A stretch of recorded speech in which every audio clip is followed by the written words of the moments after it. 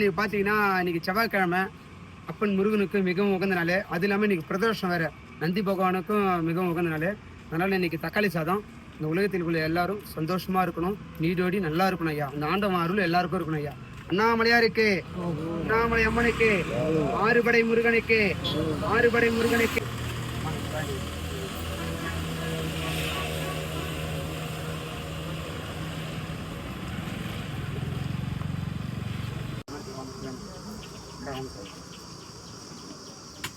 शिवाय नमः ये नमः चाहिए शिवाय नमः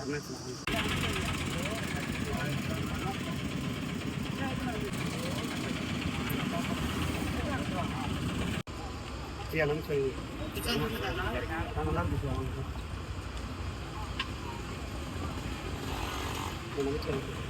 शिवाय नमः